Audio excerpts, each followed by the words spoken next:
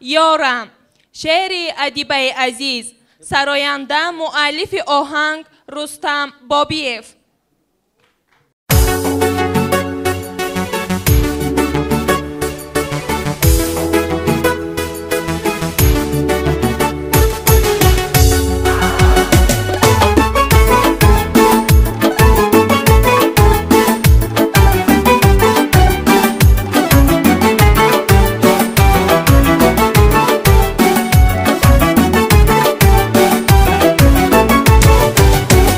شدم باران مفصل گریه کردم، برای تپه و تر گریه کردم، برای تابوت عشقی آخرینم، برای عشقی اول گریه کردم. دیگر نیابد پیش من یارم، دیگر مده غصه بسیارم.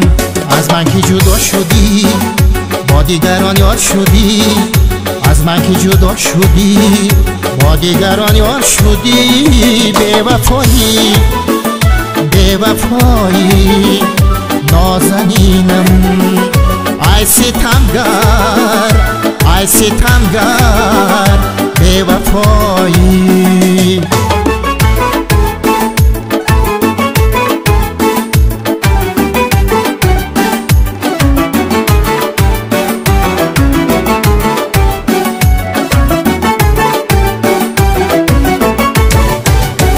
چی مقبول و چو زیبا و قشنگی، چرا ای بے وفا با ما بجنگی؟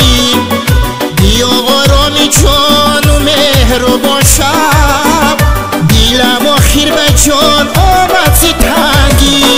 دیگر نیا به پیش من یارم، دیگر مده غصه بسیارم.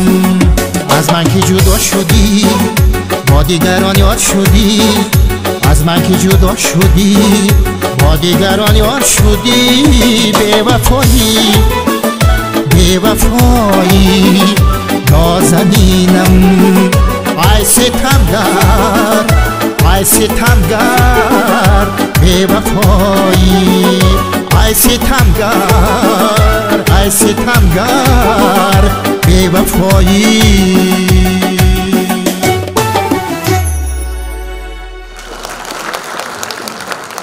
دوستان گرامی، این لحظه بر صحنه